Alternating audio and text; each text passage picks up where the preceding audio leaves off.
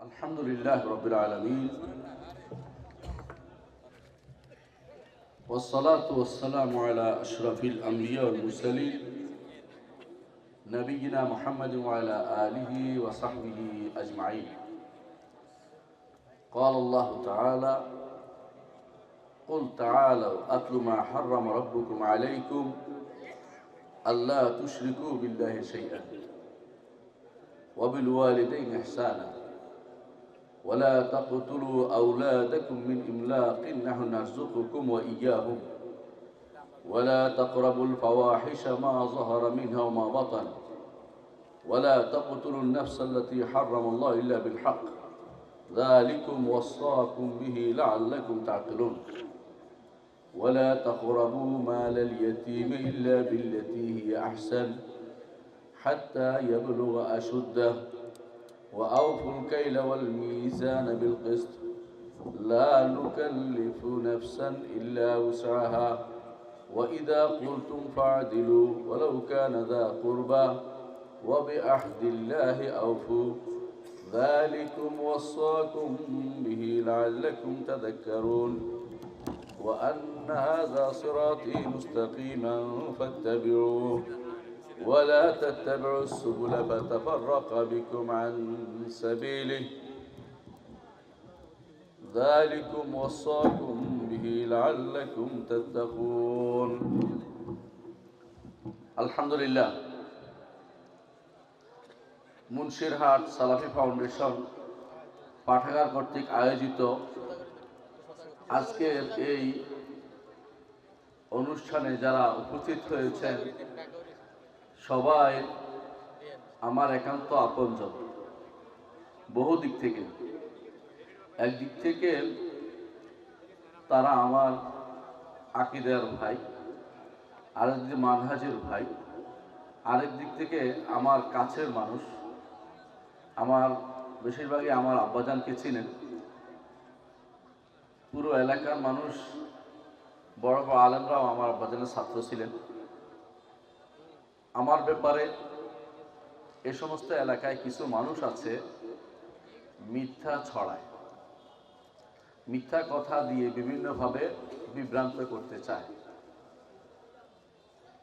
আমি একজন মুসলিম, আল্লাহর কাছে দোয়া করে তিনি যেন ঈমানদার বানায়, তিনি যেন আমাকে ইহসানের অধিকারী বানায়, মুহসিন বানায়, দোয়া করি, আশা করি। একজন মুসলিম, আমার নামে এর বাইরে অতিরিক্ত যত নামগুলি ছড়াচ্ছে এগুলি মিথ্যা ছাড়া কিছু না। আমি কোরআন এবং হাদিস পড়েছি, দেশেও পড়েছি, তাই না? পড়িনি? দেশে আমি সর্বোচ্চ ডিগ্রি নিয়েছি, মাদ্রাসা লেভেলে সর্বোচ্চ ডিগ্রি আমি নিয়েছি। বিশ্ববিদ্যালয় লেভেলের দেশের ডিগ্রি আমি ভর্তি হয়েছি, ঢাকা বিশ্ববিদ্যালয়ের ছাত্র ছিলাম। আমি কামেল বলে তখনকার সময় আমি সবচেয়ে বেশি নম্বর পেয়ে তখন ফার্স্ট হয়েছিলাম। তো লেখাপড়া করেছি, এরপর বিদেশেও পড়েছি। আমি গর্বের জন্য বলছি না, শুধু বোঝার জন্য বলছি। আমার বিরুদ্ধে কেউ কথা বললে, মিথ্যা বললে যদি বিশ্বাস করে তাহলে গুনাহ হবে না? মিথ্যা কথা যখন মানুষ প্রসার করে তখন তাদের সম্পর্কে জেনে নেবেন যারা কথাটা বলছে তারা কতটুকু জ্ঞানী। আমি যদি কোনো এমন লোকের সম্পর্কে কথা বলি যে লোক গ্রহণযোগ্য ব্যক্তিত্ব, তাহলে আপনারা বলবেন যে এই লোকে কেন ওনার বিরুদ্ধে কথা বলছে। তাহলে যে সমস্ত লোকেরা আমার বিরুদ্ধে বিভিন্ন জায়গায় কথাবার্তা বলছে তাদেরকে বলুন কোন কারণে আমার বিরোধিতা করছে। আমি কি কোরআনের কারিমের কোনো নির্দেশনার বিরুদ্ধে কাজ করছি? রসুলের কোনো হাদিসের বিরুদ্ধে কাজ করছি? আবু হানিফা রাহিমাহুল্লাহর মতের বিরুদ্ধে কোনো কাজ করছি? মালিক শাফিঈ রাহমাতুল্লাহ আলাইহির মতের বিরুদ্ধে কোনো কাজ করছি? চার ইমামের কথার বাইরে চলে গেছি? আমি কি 6 যে হাদিসের ইমাম আছে তাদের বাইরে গেছি? তাহলে যারা আমার নামে মিথ্যাচার ছড়াচ্ছে, বিভিন্ন জায়গায় কথা বলছে, তারা আল্লাহকে ভয় করা উচিত। আল্লাহকে ভয় করা উচিত। সুবহানাল্লাহ। আজকেই আমি গাড়িতে আসার সময় আমার ওস্তাদ শেখ আব্দুর রাজ্জাক আল বাদর, নাম শুনে থাকবেন, মদিনার মসজিদ দারস দিতেন। তার বাবাও আমার ওস্তাদ শেখ আব্দুল মোহসেন আল বাদর, আমার ওস্তাদ, দুইজনই আমার ওস্তাদ। তার একটা দার্স শুনতেছিলাম, সেটা হচ্ছে বলতেছে যে আমরা যখন মদিনায় তিনি বলে আমি মক্কায় আসছি, তিনি মক্কায় আসছিলেন। আসার পরে তিনি শুনতেছেন এক সাহাবী, তখন সাহাবী হন নাই, যে এইখানে একটা লোক আছে তাকে পাগলে পাইছে, মানে সে পাগল হয়ে গেছে।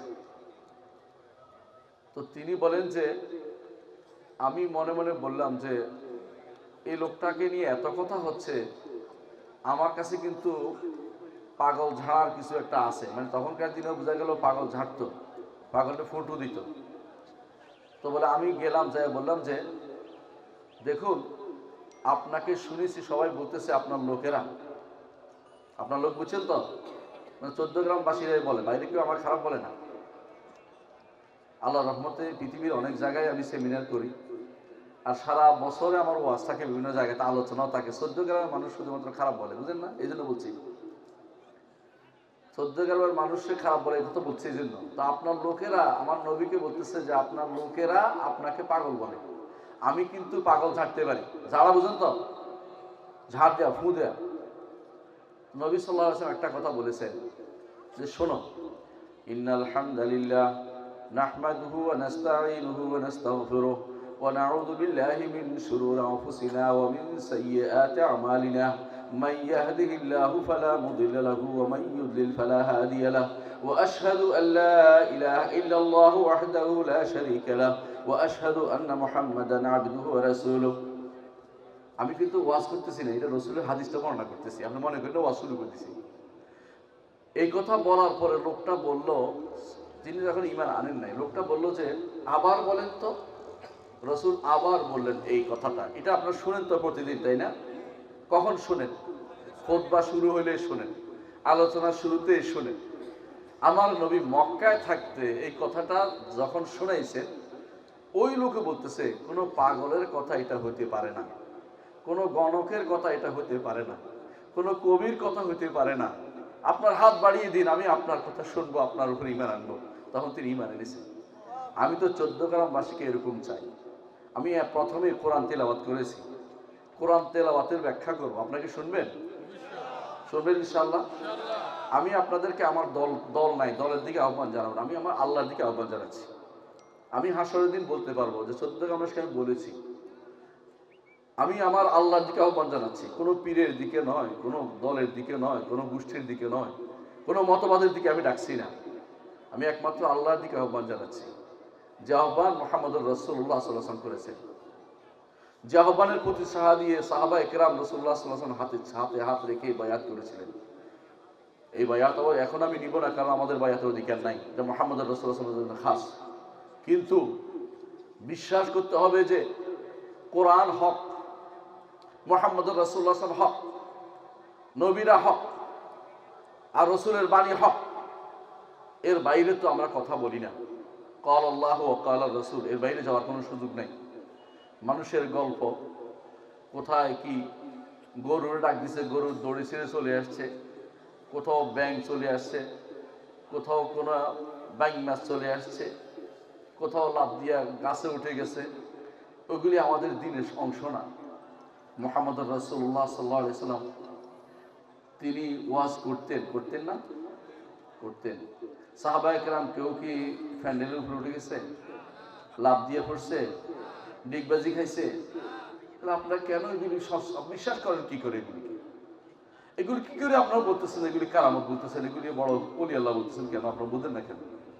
যে কাজ আমার নবীর সময় দিন হয় নাই, কিয়ামত পর্যন্ত এটা দিন হবে না। এটা আমার কথা নয়, মালিক ইবনে আনাস রাহমাতুল্লাহ আলাইহি বলেছেন, যা মুহাম্মদুর রাসূলুল্লাহ সাল্লাল্লাহু আলাইহি ওয়াসাল্লামের সময় দিন হয় নাই, কিয়ামত পর্যন্ত এটা দিন হবে না।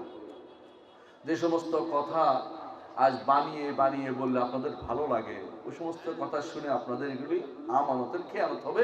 আবার আপনি যদি বলেন, রাসূলুল্লাহ সাল্লাল্লাহু আলাইহি ওয়াসাল্লাম বলেছেন, কাফা বিল মারই কাযিবান আন ইউহাদ্দিসা বিকুল্লি মা সামিআ, একজন মানুষের জন্য মিথ্যাবাদী হওয়া যথেষ্ট।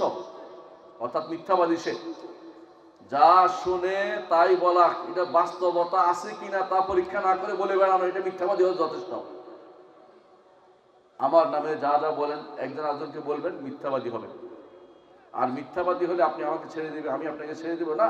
আল্লাহ তাআলা বলছেন ওয়াল্লাযীনা ইউযুনাল মুমিনিনা ওয়াল মুমিনাতি বিগাইরি মাকতাসাবু ফাকাদ ইহতামালু বুহতানাও ওয়া ইসমান মুবিনা, যারা ঈমানদার নারী পুরুষদেরকে বিনা কারণে মিথ্যাচার করে, তাদের বিরুদ্ধে কথা বলে কষ্ট দেয়, আল্লাহ তাআলা বলেন ফাকাদ ইহতামালু বুহতানা, তারা অপবাদকে কাছে নিয়েছে, অপবাদকে কাঁধের উপর তুলে নিয়েছে, ওয়া ইসমান মুবিনা, বড় ধরনের গুনাহ তারা কাঁধে তুলে নিয়েছে। আমি ঈমান এনেছি, ঈমানদার দাবি করতে পারি না। কারণ আপনারা জানেন কোনো ব্যক্তি সরাসরি নিজেকে ঈমানদার দাবি করতে পারে না, বলতে হয় মুসলিম, মুসলিম হয়। ঈমানদারের জন্য বলতে হয় আশাবাদী যে আল্লাহ আমাকে ঈমানদারের অন্তর্ভুক্ত করবেন। আমি ঈমান এনেছি, আশাবাদী যে আল্লাহ আমাকে ঈমানদার অন্তর্ভুক্ত করবেন। কারণ ঈমানদার বলা হচ্ছে জান্নাতি, মুহসিন হচ্ছে জান্নাতি, মুসলিম তার জান্নাতে যাবে আল্লাহর রহমতে, দয়ায়, এবং কখনো কখনো জান্নাতে যাবে সুপারিশের মাধ্যমে। নবীরা সুপারিশ করবেন আল্লাহর অনুমতি ক্রমে, নেককার বান্দারা সুপারিশ করবে আল্লাহর অনুমতি ক্রমে। অনুমতি না হলে কেউ সুপারিশ করবে না। যে সুপারিশের আশায় আজ 14 গ্রামের মানুষ বসে আছে, কেউ অমুক স্তরের অনুসারী, কেউ অমুক স্তরের অনুসারী, এরা বিভ্রান্ত হচ্ছে, এদেরকে বিক্রি করে খাওয়া হচ্ছে। এরা বুঝে না এই সুপারিশের অধিকারী আল্লাহ তাআলা কাউকে করে দেন নাই। আল্লাহ বলে দিয়েছেন কুল্লিল্লাহি শাফাআতু জামিআ, হে নবী আপনি বলুন যাবতীয় সুপারিশের মালিক হচ্ছে আল্লাহ তাআলা। তিনি যাকে অনুমতি দিবেন শুধু তিনিই সুপারিশ করবেন। সুপারিশ কে করবে বলেন তো? সুপারিশ করবে নবীরা। সবার আগে সুপারিশ করবেন মুহাম্মদুর রাসূলুল্লাহ সাল্লাল্লাহু আলাইহি সাল্লাম। হাসরের মাঠে আর কোনো সুপারিশ হবে না। হাসরের মাঠে একমাত্র সুপারিশ করবেন মুহাম্মদুর রাসূলুল্লাহ সাল্লাল্লাহু আলাইহি ওয়াসাল্লাম। তিনি শুধু হাসরের মাঠে সুপারিশ করবেন। সেদিনের একমাত্র যার পিছনে সমস্ত মানুষ চলবে, সমস্ত নবীরা হাঁটবে, তিনি হচ্ছেন মুহাম্মদুর রাসূলুল্লাহ সাল্লাল্লাহু আলাইহি ওয়াসাল্লাম। তবে তিনি সুপারিশ শুরু করে দিবেন না। তিনি কি বলবেন? আনা লাহা আনা লাহা, আমি এই সুপারিশের জন্য আছি, আমি এই সুপারিশের জন্য আছি। তিনি যাবেন, তিনি বলছেন, নিজেই বলছেন ফাআযহাবু ওয়া আখারু তাহতাল আরশি সাজিদান, আমি যাব এবং আরশের নিচে সিজদায় পড়ে যাব। আমার নবী আরশের নিচে সিজদায় পড়ে যাবেন। ফা ইয়াফতাহুল্লাহু আলাইয়া মিনাল মাহামিদি মা লা উসিল আন, আল্লাহ আমার জন্য এমন সব প্রশংসা ঢেলে দিবেন, সেদিন বলার জন্য প্রশংসা অন্তরে ঢেলে দিবেন যে এগুলি দিয়ে আমার প্রশংসা করো। আমি তখন সেগুলি দিয়ে তার প্রশংসা করব। আল্লাহ তখন খুশি হয়ে বলবেন ইরফা রাসাকা ইশফা তুশাফা, আপনি মাথা উঠান হে নবী, আপনি সুপারিশ করেন, আপনার সুপারিশ গ্রহণ করা হবে, আপনি চান আপনাকে দেয়া হবে। অনুমতি ব্যতীত কেউ সুপারিশ করবে না। মান যাল্লাযী ইয়াশফাউ ইনদাহু ইল্লা বিইজনি, এমন কি আছে যে অনুমতি ব্যতীত আল্লাহর কাছে সুপারিশ করে? কেউ সেটা করতে পারবে না। অনুমতি ব্যতীত সেদিন কেউ থামতে পারবে না, সেদিন কথা বলতে পারবে না। আল্লাহর অনুমতি নিয়েই শুধু কথা বলতে হবে। হাসরের মাঠে কেউ জাহাজ নিয়ে আসবে না, মিথ্যা কথা। হাসরের মাঠে কেউ জাহাজ নিয়ে আসবে না, ও জাহাজের জায়গা নয়। হাসরের মাঠ হচ্ছে এমন একটা মাঠ, সেখানে কারো কোনো লেখা নাই, অমুকের জায়গা লেখা নাই, পাহাড় পর্বত নাই, বাড়িঘর নাই, আটার কাইয়ের মতো একটা জায়গা যেখানে সমান সমান্তরাল, দূরের কাছে মানুষ শুনতে পায়, সমান্তরাল শুনতে পাবে। সেই মাঠে সবাই দাঁড়িয়ে থাকবে 50,000 বছর। এই 50,000 বছর দাঁড়ানোর মধ্যে মানুষ দৌড়াদৌড়ি করবে কেন? ঘরমাক্ত হচ্ছে, ডুবুডুবু অবস্থায়।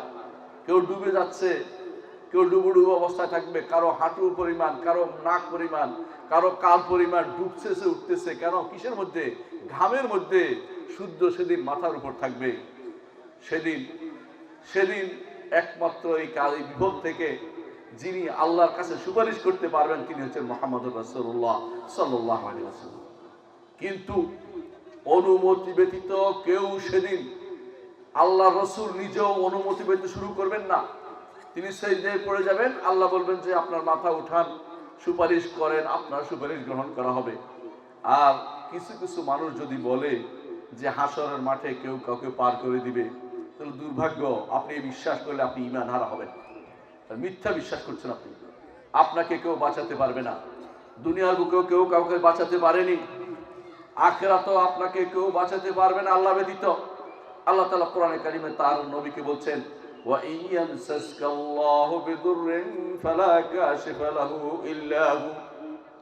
আপনাকে যদি কোনো ক্ষতি স্পর্শ করে, তিনি ব্যতীত কেউ আপনাকে এই বিপদ থেকে উদ্ধার করতে পারবে না। আমার নবীর বিপদ হয়েছে কিনা? হয়েছে কিনা? নবুয়তের পরে, নবুয়তের আগে তো তিনি সবাই তুলু ছিলেন, সবাই ভালোবাসার পাত্র ছিলেন। নবুয়তের কথা বলা, হক কথা বলার পরে শত্রু হয়েছেন, হক কথা বলার পরে শত্রু হয়েছেন। হক কথা বলার পরে আপনি শত্রু হবেন না, এটা ভেবে নেবেন না। আপনারা যারা আছেন সালাফি ফাউন্ডেশনে যারা আছে সবাইকে বলছি, আপনি চুপ থাকার সুযোগ নাই। কারণ আপনি মরে গেলে, হক কথা না বলে মরে গেলে আল্লাহ আপনাকে পাকড়াও করবেন। আপনার বাবাকে বলবেন, মাকে বলবেন, আপনার চাচাকে বলবেন, চাচিকে, সবাইকে জানাবেন, আত্মীয় স্বজন জানাবেন। এটা হক, এর বাইরে চিন্তা করার সুযোগ নাই। হাসরের মাঠে শর্ত যদি তিনটা না হয়, কেউ কারোর জন্য সুপারিশ করবে না। কোনো হুজুর বুজুর্গ সুপারিশ করতে পারবে না। মিথ্যা কথা, হুজুরের মনে থাকবে না আপনার কথা, ইয়া নফসি সেদিন করতে থাকবে। একমাত্র মুহাম্মদুর রাসূলুল্লাহ সাল্লাল্লাহু আলাইহি ওয়াসাল্লাম আপনার জন্য তিনি সুপারিশ করবেন। তবে সুপারিশের জন্য তিনটি শর্ত রয়েছে। এক নম্বর শর্ত হচ্ছে আল্লাহ তাআলার কাছে অনুমতি। দুই নম্বর শর্ত হচ্ছে তিনি অনুমতি শুধু তাকেই দিবেন যার উপর আল্লাহ সন্তুষ্ট, যার উপর আল্লাহ সন্তুষ্ট। তিন নম্বর হচ্ছে অনুমতি শুধু তার জন্য দিবেন যার উপর আল্লাহ সন্তুষ্ট। কথা বুঝছেন কিনা? বুঝেন নাই? তিনটা। একটা হচ্ছে অনুমতি লাগবে, দুই নম্বর হচ্ছে যিনি সুপারিশ করবেন তার অনুমতি লাগবে, তার জন্য অনুমতি, তার উপর আল্লাহ সন্তুষ্টি রাখতে হবে। আর তিন নম্বর হচ্ছে যার জন্য সুপারিশ করবেন তার জন্য আল্লাহ কিছু সন্তুষ্টি থাকতে হবে। তিনটা শর্ত মুখস্থ রাখতে হবে আপনাদেরকে। সালাফি ভাইদেরকে বলছি, মানুষকে বুঝান, কোনো ব্যক্তি কবরে কারোর জন্য কিছু নিয়ে আসবে না, কবরে প্রশ্নের উত্তর দিতে আসবে না। কোনো পীর, কোনো ব্যক্তি কবরে প্রশ্নের উত্তর দিতে আসবে না। কবরে যখন তিনটি প্রশ্ন করা হবে, মান রব্বুকা ওয়া মা দীনুকা ওয়া মান নবিয়ুকা, এই প্রশ্নের উত্তর আপনাকেই দিতে হবে।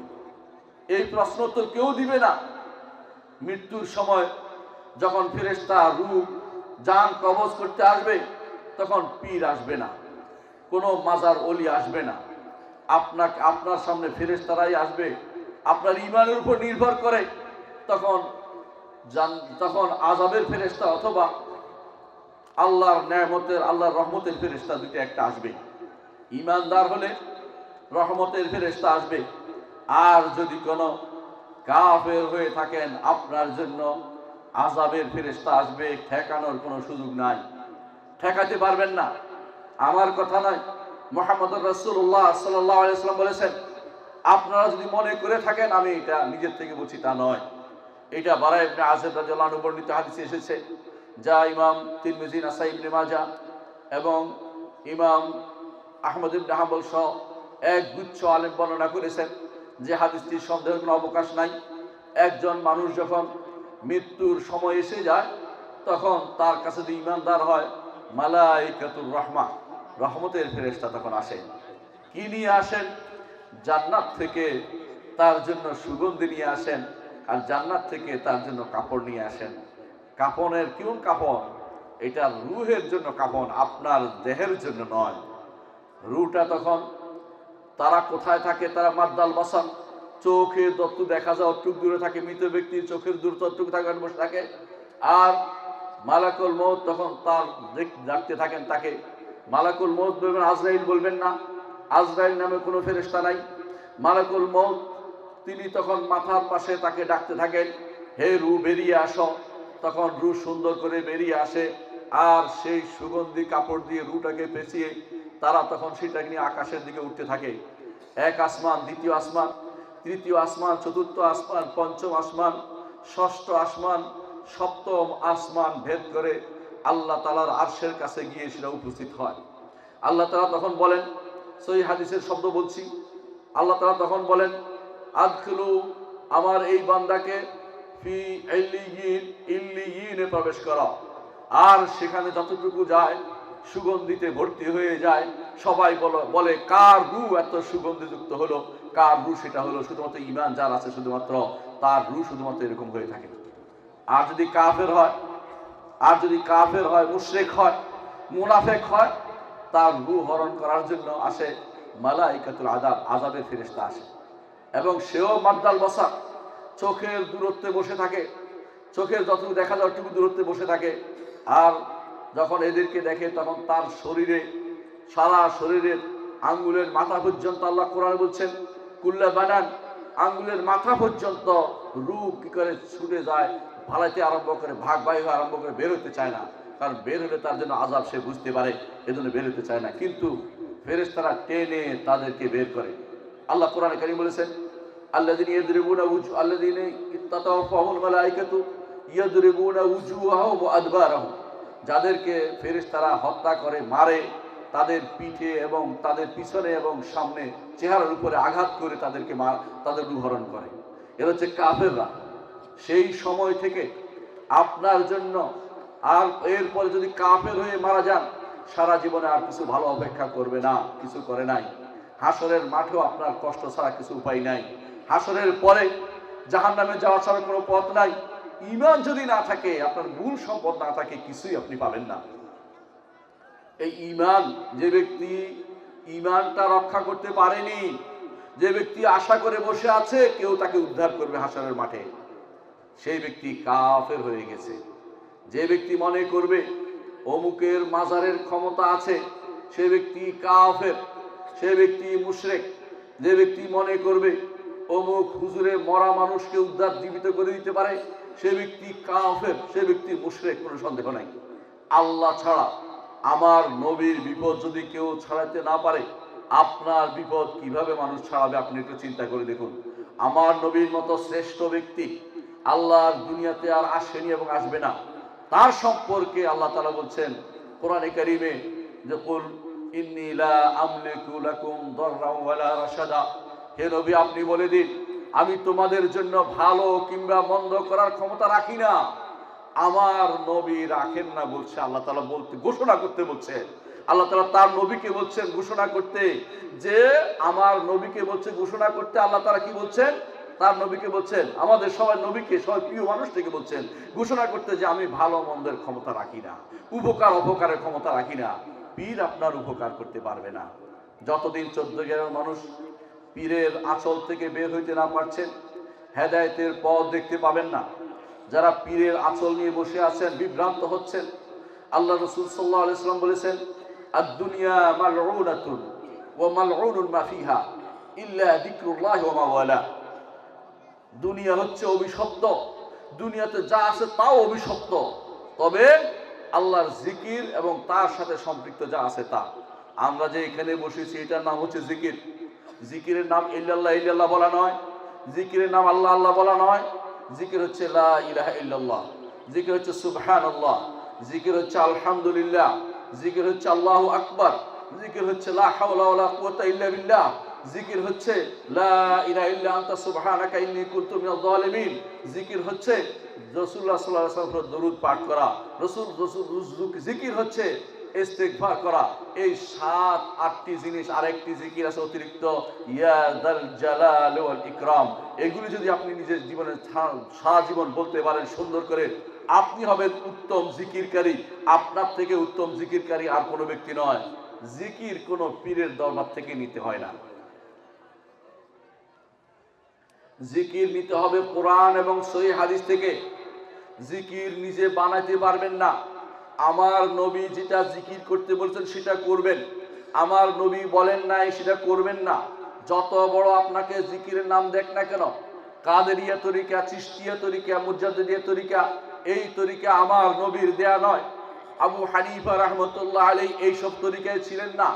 আবু হানিফা রহমতুল্লাহ আলাইহি আব্দুল কাদের জিলানীর আরো 300 বছর আগে পার হয়ে গেছেন। আবু হানিফা রহমতুল্লাহ আলাইহি কোনো পীরের মুরিদ ছিলেন না। পীরের মুরিদ হওয়া যাবে না, পীরের মুরিদ হওয়া বেদাত। পীর মুরিদি ইসলামে নাই। ইসলামে আছে উস্তাদ এবং শাগরিদ, যেটা বলেছিলাম। সেটা কি রসুল বলেছেন, দুনিয়া মালউনাতুন, অভিশপ্ত, মালউনুন মা ফিহা, দুনিয়ার মধ্যে যা আছে তা অভিশপ্ত, তবে 4টি জিনিসের কথা আমার নবী বলেছেন। 1 নম্বর হচ্ছে জিক্রুল্লাহ, আল্লাহর জিকির, ওয়ামা ওয়ালা, আল্লাহর জিকিরের সাথে সম্পৃক্ত মাদ্রাসা, মসজিদ, পাঠাগার এগুলো। তারপর 3 নম্বর হচ্ছে আলেম আও মুতাআল্লিম, আব্বা হুজুরকে ছিলেন, সারা জীবন পড়াইয়ে দিচ্ছে ছাত্রদেরকে। মুতাআল্লিম, আপনারা ছাত্র হয়েছেন, ছাত্র উস্তাদ। কি ছাত্র, কিসের ইলম? এই ইলম হইতে হবে আল ইলমে শারঈ, যে ইলম কোরআন এবং সুন্নাহ আসছে সেটা শিখতে হবে। আমি যেটা বলছি, আমি আমার কথা দেরি করব না, বলছি শুধুমাত্র এটাই। যদি মনে করে থাকেন আপনার আমল ব্যতীত অন্যের আমল দিয়ে আপনি পার পেয়ে যাবেন, অন্যের শুধু টাকা দিলে আপনি পার পেয়ে যাবেন, তাহলে আপনি সেই সময় বিপদে পড়ে যাবেন। আপনার ইলম, আপনার আমল, আপনার দাওয়াত, আপনার সবর, আমার এই কথা আল্লাহ বলে দিয়েছেন। কোরআনে কারীম বলছেন, ওয়াল আসর ইন্নাল ইনসানা লাফি খুসর, প্রত্যেকটি মানুষ ক্ষতিগ্রস্ত হবে। ইল্লাল্লাযীনা আমানু, তবে যারা ঈমান আনবে, ও আমিলুস সলিহাত, নেক আমল করবে। নিজে করতে হবে ভাই, নিজের ঈমান পরিশুদ্ধ করতে হবে। নিজের ঈমান পীরের দরবারে পাওয়া যায় না, ঈমান পাওয়া যায় কোরআন এবং সুন্নাহর মধ্যে। কোন দরবারে পীর, দরবারের মধ্যে ঈমান পাওয়া যায় না। যারা দরবারের অনুসারীকে আমার বিরোধিতা করতে থাকুন, আল্লাহর কাছে আমি হক কথা বলছি, বলে যাচ্ছি। আমি বলতে পারবো আল্লাহর কাছে, আল্লাহ আমি 14 গ্রামবাসীকে বলে আসছি, সেদিন বলতে পারবো। কতদিন আমার জীবন থেকে আমি জানি না, বলে যাবো এটা, যে আল্লাহর কাছে যদি ঈমান যদি রক্ষা করতে হয়, কোরআন এবং সুন্নাহ থেকে নিতে হবে। ঈমান কোনো ব্যক্তির দরবারে পাওয়া যায় না, ওই দরবার করার অনুমতি আল্লাহ এবং তার রাসূল দেন নাই। এগুলো সব মিথ্যাচার আমাদের উপর দিয়ে চালিয়ে দেওয়া হয়েছে। ওই পীরের দরবারে যারা আছে সবগুলি নষ্ট এবং পথভ্রষ্ট ছাড়া কিছুই নয়। এগুলি অনুসরণ করে চলা যাবে না। আল্লাহর দ্বীনকে যদি মেনে চলতে হয়, কোরআন এবং সুন্নাহ থেকে নিতে হবে, আলেম এবং মুতাআল্লিম থেকে নিতে হবে। ছাত্র এবং শিক্ষক হন, কোরআনের ছাত্র হন, হাদিসের ছাত্র হন, ফিকহের ছাত্র হন, ইমামদের ছাত্র হন। তথাকথিত কিছু মানুষের ছাত্র হবেন না, যারা নিজের মন মতো করে ব্যাখ্যা দিচ্ছে সবকিছু। বাইং মাসের ওয়াজ করবে কেউ কতক্ষণ ওয়াজ করবে, ওই গরুর ওয়াজ, কেউ কতক্ষণ অমুকের ওয়াজ। এগুলি এই জাতীয় ওয়াজ আল্লাহর দুনিয়াতে কেউ কোনদিন করে না। এগুলি বানিয়ে ওয়াজ করা অনুমোদিত নয়। কোরআন দিয়ে যে ব্যক্তি ওয়াজ করবে না, কোরআন দিয়ে ওয়াজ করতে হবে, হাদিস দিয়ে ওয়াজ করতে হবে, সলফে সালির বক্তব্য আপনি বলতে হবে। নিজের মন মতো হুজুরের কারামত দিয়ে ওয়াজ করার কিছু নয়। হুজুরের কারামত হুজুরের জন্য, আপনার জন্য নয়। কারামত হক, কিন্তু কারামত বিষয়টা কেন হয় জানতে হবে। 2 কারণে কারামত হয়, মুখস্থ করেন। 2 কারণে বেশি কোনো কারামত হয় না। 1 নম্বর হচ্ছে আল্লাহর দাড়ি, আল্লাহর পথের একজন দাড়ি যিনি, তাকে আল্লাহ সহযোগিতা করেন বিপদ থেকে উদ্ধার করার জন্য, তখন কারামত দেখা দেয়। দ্বিতীয় হচ্ছে যখন দাওয়াতের পথে সমস্যা হয়েছে, তখন শুধুমাত্র আল্লাহ তাআলা সহযোগিতা করে। আল্লাহর পথের দাড়ি এবং দাওয়াতকে সহযোগিতা করার জন্য শুধুমাত্র কারামত হয়। কারামত শুধু ভেলকি দেখানোর জন্য হয় না। আমাদের সমাজে প্রচলিত আছে, উনি এই করে ফেলছেন, তিনি আরেকজন অমুকের তিনি সমন নিয়ে আসছে, পুলিশের সমনের পুলিশ সাদা করে ফেলছে। এই সমস্ত গাঁজাখুরি গল্প হবে না। আবার কেউ বলে ডুব দিয়া দেখো তো আমার এলাকা ভেঙে যাচ্ছে, ডুব দিয়া চিঠি নিয়ে পাঠাইছে, চিঠি দিয়া ডুব দিয়া দেখেছে ওখানে একজন বসে আছে, তার কারণে কি চিঠি দিয়ে আসছে। এই জাতীয় মিথ্যা কথা কেউ বলবেন না। এবং কেউ বলে থাকে খিজির নাকি জীবিত আছে, তার কাছে কেউ আশাবাদী থাকে। খিজির মরে গেছে বহু আগে, খিজির আলাইহিস সালাতু ওয়াস সালাম মরে গেছে। মুহাম্মদুর রাসূলুল্লাহ সাল্লাল্লাহু আলাইহি ওয়াসাল্লামের সময়ে তিনি জীবিত ছিলেন না। জীবিত থাকলে বদরের যুদ্ধে আসা তার জন্য ফরজ হতো, কারণ মুহাম্মদুর রাসূলুল্লাহ সাল্লাল্লাহু আলাইহি ওয়াসাল্লাম বলেছেন, লাউ কানা মুসা হাইয়ান লামা ওয়াসআহু ইল্লা ইত্তিবাই, যদি মুসা জীবিত থাকতো আমার অনুসরণ ছাড়া তার কোনো গত্যন্তর ছিল না। এর অর্থ হচ্ছে রসুলের সাথে যুদ্ধে অংশগ্রহণ না করে তার কোনো গত্যন্তর ছিল না। রসুলের দরবারে হাজির হওয়া ছাড়া তার কোনো গত্যন্তর ছিল না। খিজির আলাইহিস সালাতু ওয়াস সালাম বহু আগেই মরে গেছে। আল্লাহ তাআলা কোরআনে কারীমে বলেছেন, ওমা জাআলনা লিআহাদিন মিন ক্বাবলিকাল খুলদা আফা ইন মিত্তা ফাহুমুল খালিদুন। ওমা জাআলনা লিবাশারিন মিন ক্বাবলিকাল খুলদা, আপনার আগে কোনো মানুষের জন্য আমি চিরস্থায়ী জীবন দেইনি। আল্লাহ তাআলা তার নবীকে জানাচ্ছেন যে চিরস্থায়ী জীবন কেউ পায় নাই। যারা বলে খিজির চিরস্থায়ী জীবন পেয়েছেন তারা মিথ্যা কথা বলছেন, তারা না জেনে কথা বলছেন।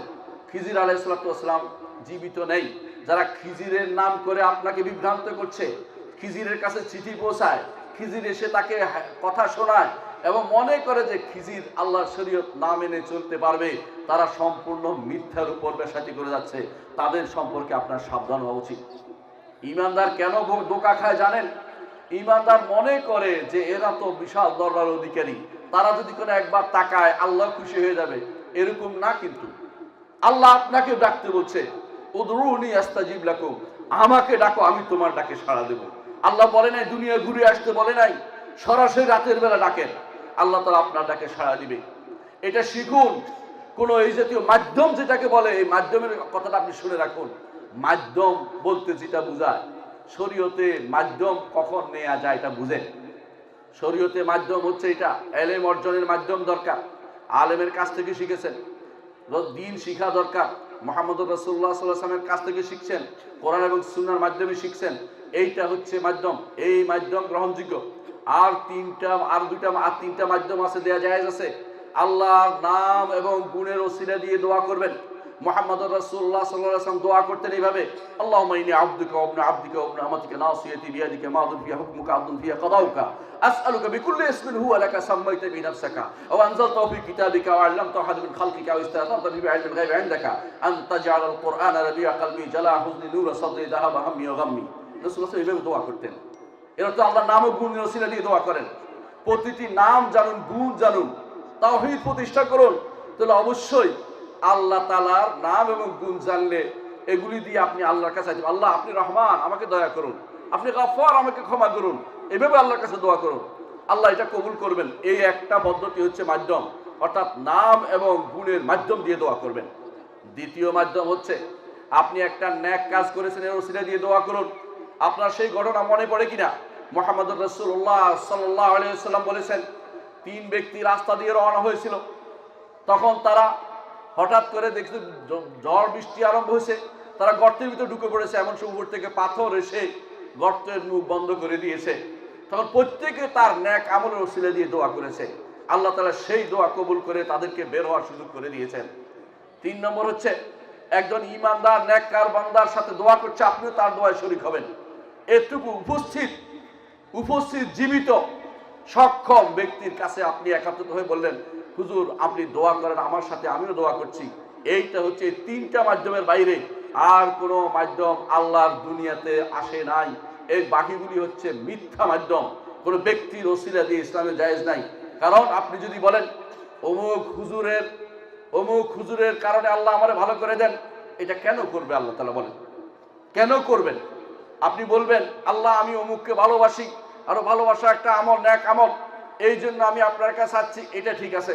আমি মুহাম্মদুর রাসূলুল্লাহ সাল্লাল্লাহু আলাইহি ওয়াসাল্লামকে ভালোবাসি, রসুলের ভালোবাসা ঈমান, এই জন্য আমি রসিলা দিয়ে আপনার কাছে চাচ্ছি, ঠিক আছে, এটা কোনো সমস্যা নেই। কারণ আল্লাহ তাআলা শিখিয়ে দিয়েছেন, রব্বানা ইন্নানা আমান্না ফাগফির লানা যুনুবানা, আল্লাহ আমরা ঈমান এনেছি, রসিলা দিয়ে দোয়া করছি আপনি আমাদের গুনাহ ক্ষমা করে দেন। আরেকজনের ঈমান দিয়ে পার পেতে পারবেন না। আরেকজনের ঈমান দিলে পার পেতে যদি হইতো তাহলে আবু তালেব পার পেয়ে যেতেন, ইব্রাহিমের বাবাও পার পেয়ে যেতেন। তারা কেউ পার পাবে না, কারণ একজনের জন্য একজন ইন্ডিভিজুয়াল হিসাব হবে।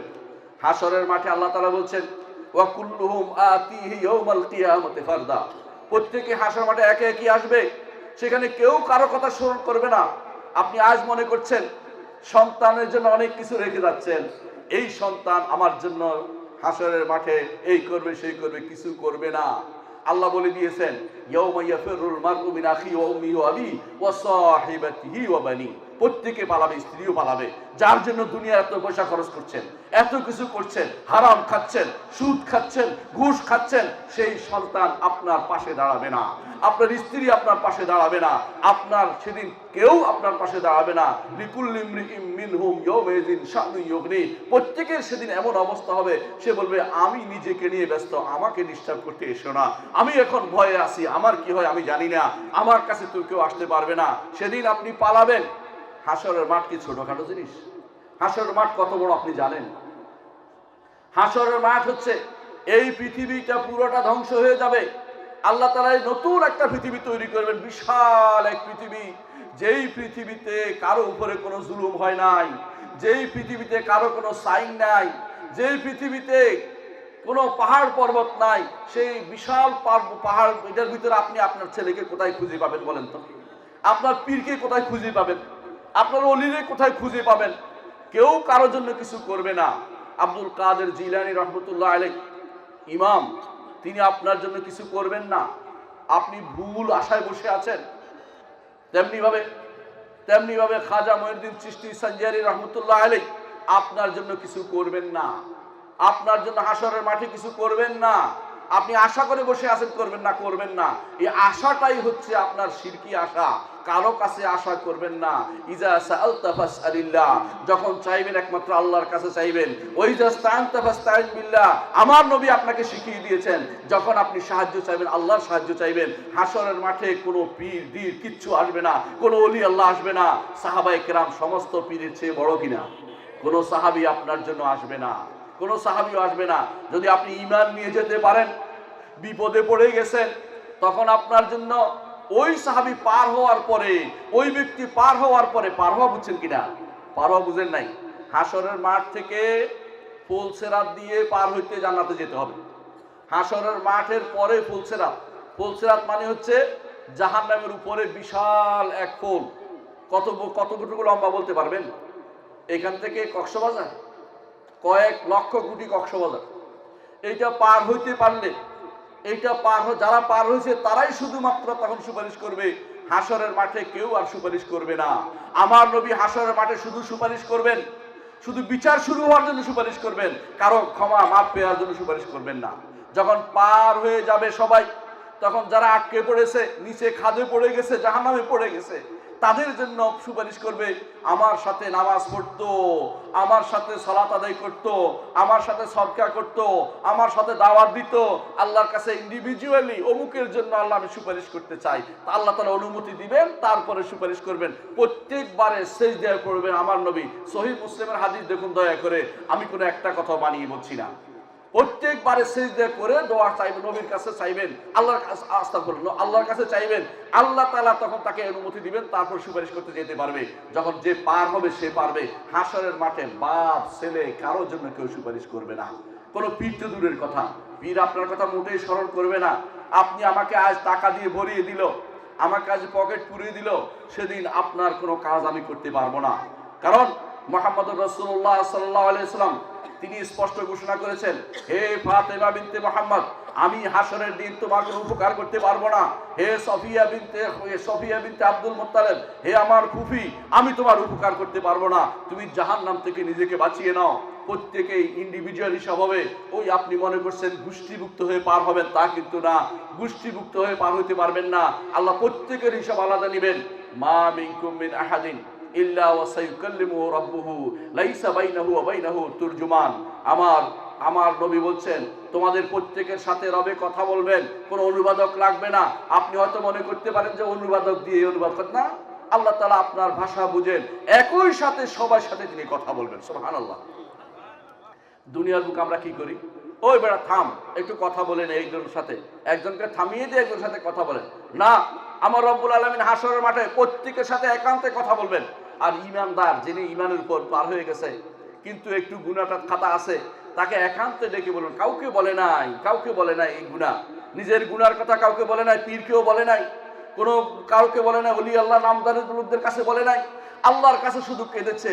আল্লাহ তাআলা সেদিন তাকে ডাকবেন, সহিহ হাদিসে এসেছে, একান্তে ডেকে বলবেন, ও বান্দা, তুমি এই কাজ করেছো? বলে করেছি। দুনিয়ার বুকে তোমাকে গোপনে রেখেছিলাম, কাউকে বলে দেই নাই, আজকেও তোমাকে পার করে দিলাম, চলে যাও। আল্লাহু আকবার। আল্লাহ এইভাবে পার করে দিন ইমানদারকে। কিন্তু আপনি যাদের আশায় বসে আছেন ওই তাদের আশায় বসে থাকেন, শিরকি আশা, ওই আশায় বসে থাকা যাবে না। কেউ আপনার জন্য কবরেও যাবে না, হাসরের মাঠেও কিছু করবে না। দয়া করে এইগুলি ছেড়ে দিন।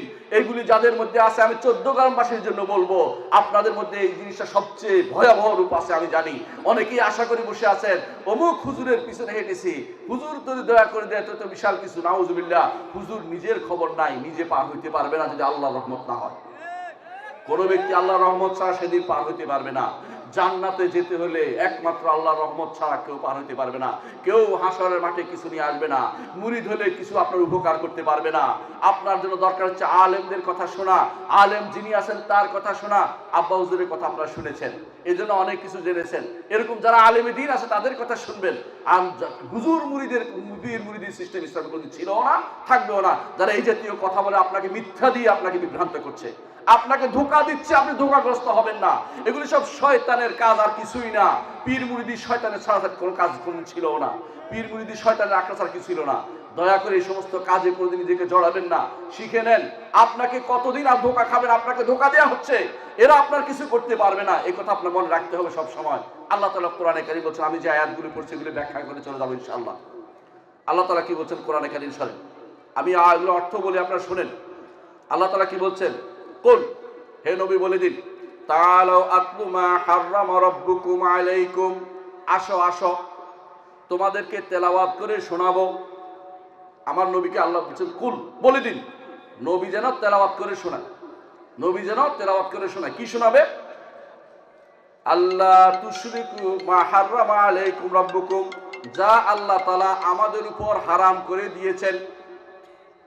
তোমাদের উপর আল্লাহ যা হারাম করেছেন এগুলো শোনাবো। এখন হারাম বুঝছেন তো, যা করা যাবে না। এক নম্বর হচ্ছে আল্লাহ তুশরিকু বিহি শাইআন, আল্লাহর সাথে কাউকে শরীক করিও না, আল্লাহর সাথে কাউকে শরীক করিও না। বুঝছেন তো? যে ব্যক্তি আশাবাদী হয়ে বসে আছে যে কবরওয়ালা তার ছেলেকে ভালো করে দিবে, কবরওয়ালা তার ছেলেকে ভালো করে দিবে, মাজারওয়ালা তার উদ্দেশ্য পূরণ করে দিবে, সে ব্যক্তি মুশরিক, সেই ব্যক্তি মুশরিক, কোনো সন্দেহ নাই। যে ব্যক্তি মন আশা করে, হুজুর কবরের কাছে বলছে, হুজুর আল্লাহকে বলে দেন যে আল্লাহ যেন আমার ছেলে ভালো করে দেয়, এ বেটাও মুশরিক। কারণ ওই বেটা কবরের কাছে চাওয়া যায় না, চাইলেই মুশরিক। কথা বুঝে রাখেন, কেউ আল্লাহ ছাড়া কারো কাছে চাইতে পারেন না। দুনিয়ার বুকে চাইতে পারেন, জীবিত মানুষ, ও ভাই আমার পানি দেন, দিতে পারে। মরা মানুষের কাছে কিছু চাওয়াই হচ্ছে। ইমাম আবু হানিফা রাহমাতুল্লাহ আলাইহি বলেছেন, কার কথা বলছি? আবু হানিফা রাহমাতুল্লাহ আলাইহি ইমাম, তিনি বলতেছেন, আপনারা যারা এটা পান নাই তাদেরকে বলেন বাহরুর রায়েক দেখতে। বাহরুর রায়েকের মধ্যে উল্লেখ আছে, ইমাম আবু হানিফা রাহমাতুল্লাহ আলাইহি বলেছেন, মরা মানুষের কাছে কিছু চাওয়ার অর্থ হচ্ছে, মরা মানুষের কাছে চাওয়া হচ্ছে ডুবন্ত মানুষ আরো ডুবন্ত মানুষকে বলে আমারে বাঁচা। ডুবন্ত মানুষকে ডুবন্ত মানুষ বাঁচাইতে পারে? দুটাই তো ডুবে আছে। অর্থাৎ মানুষ মানুষের কাছে চাওয়া এটা বৈধ হইতে পারে না, এটা শিরক। এই জন্য কবরবাসীর কাছে কিছু চাওয়াই শিরক। কবর জিয়ারত কি জন্য হয়? কবর জিয়ারত হয় 4টি কারণে। 1 নম্বর কারণ হচ্ছে আখিরাতকে স্মরণ করবেন। 2 নম্বর কারণ হচ্ছে দুনিয়া বিমুখ হবেন। 3 নম্বর কারণ হচ্ছে আল্লাহ রাসূলের সুন্নাত আদায় করবেন। 4 নম্বর কারণ হচ্ছে কবরবাসীর জন্য দোয়া করবেন। যে ব্যক্তি মনে করবে কবরের ফয়েজ এবং বরকত তার কাছে আসছে, সে ব্যক্তি কাফের ও মুশরিক। আমি কি বলছি? বিশ্বাস করতেছেন না? সেই ব্যক্তি মুশরিক। কবর থেকে কিছু আসে না, কবরে কিছু দিতে হয়। কবরওয়ালা বিপদে আছে, যত বড় ব্যক্তি হোক না কেন, কবরওয়ালা বিপদে আছে। মুহাম্মদুর রাসূলুল্লাহ সাল্লাল্লাহু আলাইহি ওয়াসাল্লাম তিনি একদিন মা আয়েশা রাদিয়াল্লাহু আনহার ঘরে ছিলেন। হঠাৎ করে তিনি উঠে চলে গেলেন। আয়েশা রাদিয়াল্লাহু আনহা মনে করলেন যে বোধহয় অন্য স্ত্রীর ঘরে গেছে, নাউজুবিল্লাহ। মানে ধারণা আসে না, মেয়েদের ধারণা আসতেই পারে। তো তিনি উঠে দেখলেন যে কোন দিকে যায়। দেখলেন রাসূলুল্লাহ সাল্লাল্লাহু আলাইহি ওয়াসাল্লাম তিনি বাকিতে চলে গেছেন। আপনারা যারা মদিনায় গেছেন তারা জানেন, মসজিদ নববী থেকে বাকি খুব দূরে নয়, বাকির দিকে চলে গেছেন। আয়েশা রাদিয়াল্লাহু আনহা দৌড়ে দৌড়ে গেছে, পিছনে পিছনে কোন দিকে যায় দেখি, যায় দেখে যে বাকির ভিতরে ঢুকে গেছেন। তিনি দাঁড়িয়েছিলেন, এরপরে কোন দিক কি করে দেখি। তিনি যায় দোয়া করছেন তার কবরবাসীদের জন্য, দোয়া করছেন। দোয়া করে ফিরে আসার সময় দেখছে রাসূলুল্লাহ সাল্লাল্লাহু আলাইহি ওয়াসাল্লাম দেখলেন যে তার আগে ছায়ার মতো কি চলে যাচ্ছে, তিনি গায়েব জানতেন না। তিনি দৌড়ে চলে আসলেন। আসে সাধারণত এইভাবে দৌড়ে আসলে হাঁপাইতে আরম্ভ করে। তিনি এসে শুয়ে পড়ছেন। রাসূল এসে বললেন যে হাঁপাচ্ছ কেন? আমি কি তোমাকে দেখছি আমার আগে কালো কালো একটা ছায়া দৌড়াচ্ছে, এটা তুমি ছিলা? আয়েশা উত্তর করেন নাই। বল তুমি কিভাবে মনে করতে পারলে তোমার উপর জুলুম করা হবে? আজকে তো তোমার রাত্রি, আমি অন্যখানে কেন যাব? আমাকে তো জিবরিল এসে বলেছেন আপনি উঠুন এবং যান কবরবাসীদের জন্য দোয়া করে আসুন। আমি এই জন্য কবরবাসীদের দোয়া করতে গিয়েছিলাম, আর কোথাও তো যাইনি। তুমি এভাবে দৌড়াদৌড়ি করছো কেন? শিখিয়ে দিলেন মুহাম্মদুর রাসূলুল্লাহ সাল্লাল্লাহু আলাইহি ওয়াসাল্লাম, কবরবাসী দোয়া পাওয়ার যোগ্য, দোয়া দিতে পারে না, আপনার জন্য কিছু করতে পারে না। কোনো কবরবাসী আপনার জন্য দোয়া দিতে পারে না, কোনো ফয়েজ দিতে পারে না, কোনো বরকত দিতে পারে না, কোনো কিছু করতে পারে না, আপনার দোয়া শুনে না, আপনার বক্তব্য শুনে না। ওয়ামা আনতা বিমুসমিইন মান ফিল কুবুর, যারা কবরে আছে আপনি তাদেরকে শোনাতে পারবেন না। এই কথা আমি বলি নাই, আল্লাহ বলে দিয়েছে। এর অর্থ হচ্ছে কবরবাসীকে আপনি শোনাতে পারবেন না। হয়তো বলতে পারেন সালাম দেই, যে সালাম দিতে আল্লাহ রাসূল বলেছেন, এই জন্য আমরা সালাম দেই। সালাম ভিতরে পৌঁছলে জবাব দেয়, এমন কথা আমার নবী বলেন নাই। হ্যাঁ, আমার নবী একমাত্র মুহাম্মদুর রাসূলুল্লাহ সাল্লাল্লাহু আলাইহি ওয়াসাল্লামের জন্য খাস হচ্ছে, একান্ত খাস বিশেষ হুকুম হচ্ছে, যেখান থেকে আপনি সালাম দেন না কেন তার সালামটা ফেরেশতা নিয়ে আমার নবীকে পৌঁছে দেয়, আর আমার নবী সেই রূহ আল্লাহ তাআলা ফেরত দেন, তাকে সেটার জবাব দিতে পারে। এইটা হচ্ছে কোরআন এবং হাদিসের ভাষ্য। সাধারণ কোনো মানুষের জন্য এরকম কোনো নীতি আসে নাই। যদি সালামের জবাব দিতেও পারে, অন্য কিছু চাইতে পারবে না। তাদের কাছে যদি আপনি চেয়ে বসেন, আমার শরীরটা ভালো নয়, ভালো করে দেন, আমাকে পরীক্ষায় পাশ করিয়ে দেন, আমাকে নির্বাচনে পাশ করিয়ে দেন, তাহলে আপনি মুশরিক ছাড়া কিছুই নয়। আপনি ঈমান চলে গেছে, আপনি কিছুই প্রাপ্তি নাই। কবরবাসী আপনার জন্য কিছুই করতে পারে না, শিখতে হবে আপনাকে এটা। সম্মানিত এলাকাবাসী, আপনাদের কাছে আমার বড় কোনো চাহিদা নাই। যেটা বলেছি, আল্লাহ তুশরিকু বিহি শাইআন, আল্লাহর সাথে কাউকে শরীক করবেন না। আমার একটা বই আছে, দয়া করে পড়বেন। আকীদার 4টি মৌলিক পরিভাষা। তাওহীদ কাকে বলে, শিরিক কাকে বলে, সুন্নাত কাকে বলে, বেদাত কাকে বলে, ওই বইটা পড়ে পড়ে আপনি দাগাইয়ে ফেলেন। আপনার পছন্দ না হলে ইচ্ছা মতো দাগ দেন, কিন্তু বইটা পড়ে আপনার পছন্দ না হলে বলেন যে এটা পছন্দ হচ্ছে না। কিন্তু আমরা যারা আজ এই বিভিন্ন মানুষের আশায় বসে আছি যে হাসরের দিন তিনি নাকি করে বসবে, আমাকে উপকার করে দিবে, এই শিরকি আশায় বসে থাকা যাবে না। কবরবাসীর প্রতি সেই শিরকি আশা করা যাবে না। যে ব্যক্তি আপনার কথা শুনতে পাচ্ছে না, তার কাছেও শিরকি আশা করা যাবে না। দূর দূরান্তে কোনো এক জায়গায় আছে, নৌকা ডুবে যাচ্ছে, আর আপনি বলেন বদর বদর বদর, আপনি মুশরিক। বদর আপনাকে বাঁচাতে পারবে না, বদর পীর আপনাকে বাঁচাতে পারবে না, অথবা বাইজিদ বুস্তামি নামক কোনো ব্যক্তি আপনাকে বাঁচাতে পারবে না। জীবিত মানুষও যদি দূরে থাকে, আপনার কথা না শুনে তাকে ডাকলেও শিরিক হয়ে যায়। যে অক্ষম তাকে ডাকলেও শিরিক হয়ে যায়। অর্থাৎ যিনি আপনার কথা শুনে না তাকেও ডাকতে পারবেন না, মৃত মানুষকেও ডাকতে পারবেন না। আপনাকে বুঝতে হবে জীবন্ত উপস্থিত সক্ষম তাকে শুধু বলতে পারবেন যে আমাকে পানি দাও বা আমাকে চা দাও বলতে পারবেন, কিন্তু হাওয়া বাতাসে কাউকে বলতে পারবেন না অমুক পীর সাহেব, অমুক আল্লাহর ওলি আমাকে বাঁচান, অমুক গাউস, এইটা আমাকে বলতে পারবেন না।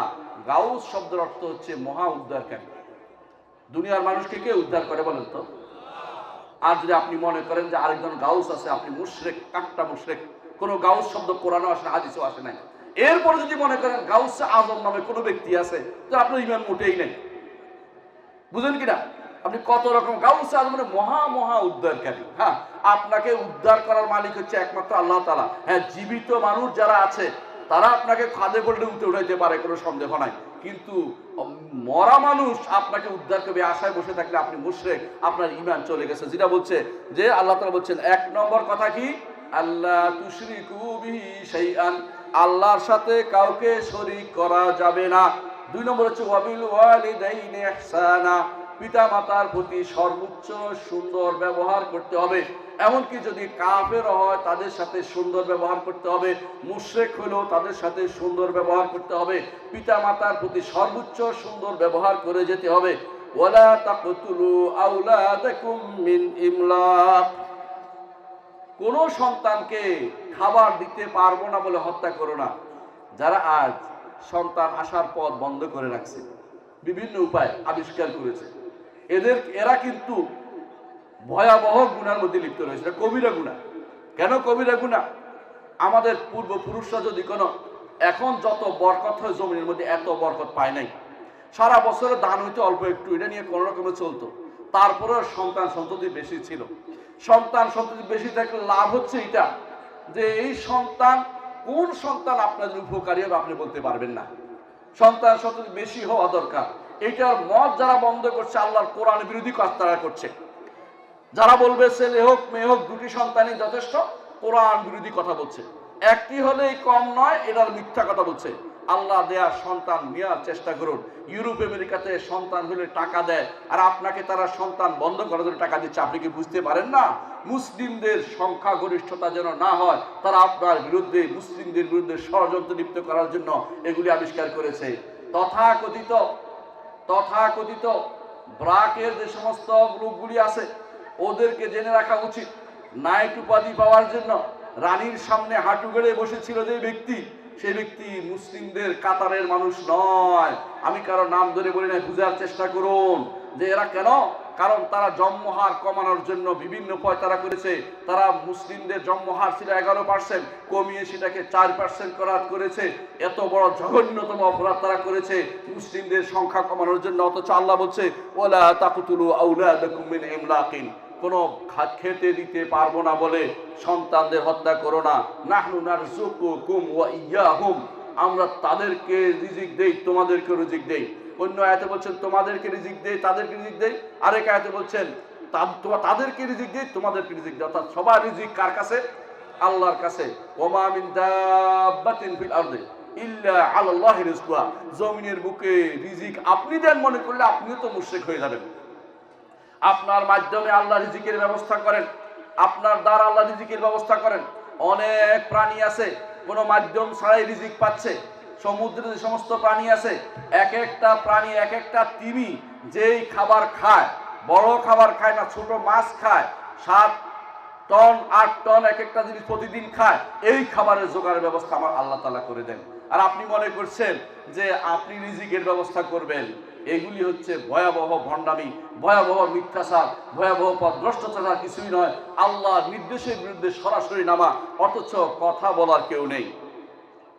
আল্লাহ তাআলা এরপর বলছেন ওয়ালা তাকরাবুল ফাওয়াহিশা মা যাহারা মিনহা ওয়া মা বাতান, আর অশ্লীলতার কাছেও যেও না। যা প্রকাশ পেয়েছে এবং যা গোপন রয়েছে। প্রকাশ পেয়েছে কি? এই যে এইটা প্রকাশ পেয়েছে, ঠিক না? টিভিটা প্রকাশ পেয়েছে না? ভারতীয় যে সমস্ত জিনিস আগে আসতো, আল্লাহ তাআলা এখন হয়তো মুক্ত করেছে, আমি জানি না। আমাদের কোনো টিভি নাই, জানিও না। না, টিভি দেখার কোনো দরকারই নেই। আমি মনে করি যারা সহিহ মানহাজের উপর আছেন, আকীদার উপর আছেন, তাদের বাসায় কোনো টিভি রাখবেন না। টিভির কোনো দরকার নেই। আর যারা দাওয়াতের কাজ করেন না, তারা এই বাটন এই সেট ব্যবহার করার কোনো দরকার নেই। তারা বাটন সেট ব্যবহার করবেন। এগুলির মধ্যে খোঁজা বারাত আসে, রাতের বেলা পর্নোগ্রাফিতে পূর্ণ হয়ে থাকে। আপনার ছেলে, আপনার পরিবার ধ্বংস হওয়ার জন্য যথেষ্ট। আপনার বউ যদি কোনো হারাম কোনো পুরুষ দেখায় যেটা আপনার মাহারাম নয়, তো এটা গুনাহ হবে, অবশ্যই গুনাহ হবে।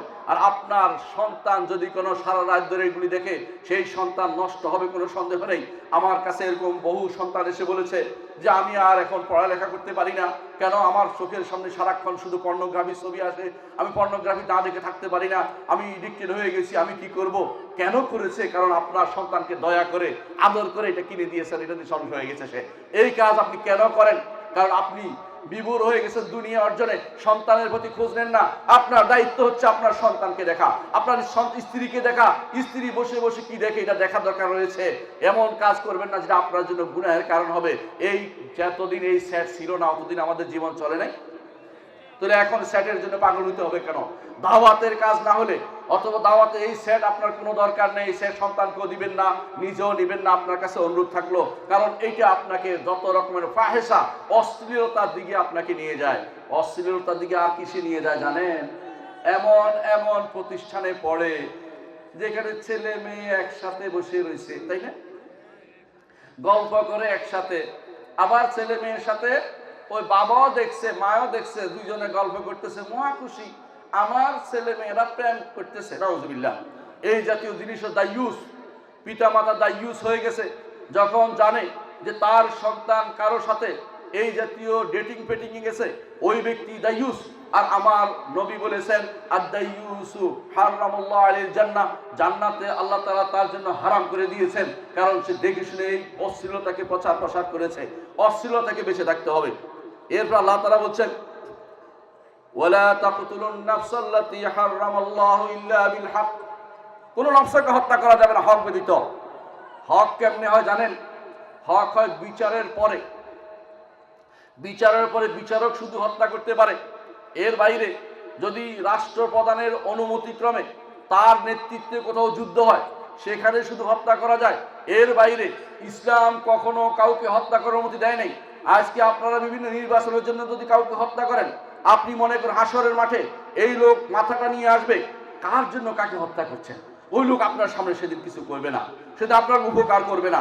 কেন হত্যা করতে গেছেন? আপনি হত্যাকর্তার মতো অপরাধ করবেন না। মুহাম্মদ রাসূলুল্লাহ সাল্লাল্লাহু আলাইহি ওয়াসাল্লাম বলেছেন, লা ইয়াজালুল মারউ ফি ফুসহাতিন মিন দীনিহি মা লাম ইউসিব দামান হারামান। একজন মানুষ দ্বীনের মধ্যে অনেক প্রশস্ততার মধ্যে থাকে যতক্ষণ হারাম রক্ত প্রবাহিত না করে। হারাম রক্ত প্রবাহিত করলে আপনার জীবন শেষ হয়ে গেছে। আপনার হাসরের মাঠে 3 জনের প্রশ্নের উত্তর দিতে হবে। যে তাকে হত্যা করেছে হাসরের মাঠে সে আসে বলবে, ইয়া রব সাল হাযালিমা কাতালানি, এরকম জিজ্ঞাসা করুন কেন আমাকে হত্যা করেছে। সন্তানরা আসবে, আমার বাবাকে হত্যা করেছে, অধিকার ফিরিয়ে দেন। আর ব্যক্তি নিজের অধিকার নিতে আসবে। 3টা আল্লাহর হক রয়ে গেছে, 3টা হক একটা হত্যার সাথে জড়িত। আপনি কয়টার জবাব দেবেন আপনি চিন্তা করে দেখুন। আজ যেখানে সেখানে হত্যা করা হচ্ছে, মদের বিরুদ্ধে হলে হত্যা করা হচ্ছে। ইসলাম হত্যা করতে বলে নাই, ইসলাম হত্যা করতে বলে নাই, ইসলাম বুঝাতে বলেছে। কারো দায়িত্ব কারো হত্যা করা নয়। হত্যা করার দায়িত্ব হচ্ছে যদি করতে হয় বিচার বিভাগের পক্ষ থেকে নির্দেশ প্রাপ্ত হলে তখন বিচার বিভাগের অধীনে সেই হত্যাকাণ্ড হবে। অথবা যুদ্ধের ময়দান ছাড়া কোথাও ইসলাম হত্যার অনুমতি দেয় নাই। যে কেউ এরকম কাজ নিজের হাতে তুলে নেবে, সেই ব্যক্তি ভয়াবহ বিপদের মধ্যে আছে। সেই ব্যক্তি এই কাজ করতে পারে যারাই বাংলাদেশের মানুষের মতো অসহনশীল মানুষে শুধু এই কাজ করতে পারে। অসহনশীল হওয়া যাবে না। আপনার মতের বিরুদ্ধে আছে, কবর পূজারি মাজার পূজারি মারার কোনো দরকার নেই। ঠিক কবর পূজারি ভাইদেরকেও বলবো, আপনার মতের বিরুদ্ধে আছে, সালাফি ভাইরা আছে, হিংসা হানাহানি করবেন না। তাদেরকে তাদের বক্তব্য বলতে দেন। আপনার বক্তব্য আপনি দলিল দিয়ে বলেন, হিংসা করবেন কি জন্য? তাদের বক্তব্য তারা দিচ্ছে, আপনার বক্তব্য আপনি দেন। কারণ আপনাকে কথা বলার অধিকার দেওয়া হচ্ছে রাষ্ট্রের পক্ষ থেকে, আপনি বলছেন। কিন্তু আরেকজন মুখ বন্ধ করবেন কেন? তার মুখ বন্ধ করার কেন? যদি রাষ্ট্রীয় অধিকার হয়ে থাকে, যদি নাগরিক অধিকার হয়ে থাকে আমার কথা বলার, আমাকে 14 গ্রামে গত 15 বছর 16 বছর আসতে দেওয়া হয়নি কেন? 14 গ্রামে কোনো প্রতিষ্ঠান অনুষ্ঠানে আমার কথা বলতে দেওয়া হয়নি কেন? 14 গ্রামে কেন আমি একটি মাহফিলে আসতে পারলাম না? এই অধিকার কে, এই অধিকার থেকে কে আমাকে বঞ্চিত করেছে? কে যারা এই অধিকার থেকে বঞ্চিত করেছে তাদেরকে কারা ফুসলিয়েছে? আপনাদের এই দেশের কিছু তথাকথিত পীর ফকিররা তাদেরকে যে আমাকে বাধা দিয়েছে, এটার বদ্ধ দায়ভার তারা বহন করতে হবে। কেন আমাকে কথা বলতে দেওয়া হয় নাই?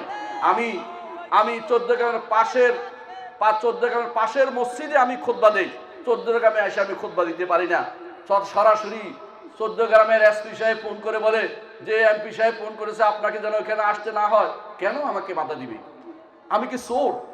এদেশে মানুষ কাদিয়ানীকে ছাড় দিয়েছে, এদেশে মানুষ আল্লাহর দ্বীন বিরোধীদেরকে ছাড় দিয়ে দিচ্ছে, এদেশে মানুষ শরিয়া মানা তাদের ছাড় দিচ্ছে। আমাকে ইউনিভার্সিটির প্রফেসরকে আমাকে আসতে দেওয়া হচ্ছে না। অথচ প্রফেসররা সর্বোচ্চ র্যাঙ্কের মানুষ। আপনি জানেন কেন? শুধুমাত্র আপনাদের হিংসা হানাহানির কারণে। কেন হিংসা করবেন? কি জন্য হত্যা করার নিয়তে নেমেছেন? তাকে তার বক্তব্য বলতে দেন। আপনার বক্তব্য আপনি বলুন। মুহাম্মদ রাসূলুল্লাহ সাল্লাল্লাহু আলাইহি ওয়াসাল্লাম যখন এই জন্য কোরআন দিয়ে বক্তৃতা করতো তখন তারা কি বলতো? জানেন? তারা কি বলতো? পরস্পর তারা বলতো, وقال الذين كفروا لا تسمعوا لهذا القرآن والغوا فيه لعلكم تغلبون। বুঝছেন কথাটা? রাসূলুল্লাহ সাল্লাল্লাহু আলাইহি ওয়াসাল্লাম কোরআন যখন পড়তো তারা হো হো হো করতো। কেন? রাসূলের বাণী যেন কারো কাছে না পৌঁছতে পারে। সুবহানাল্লাহ।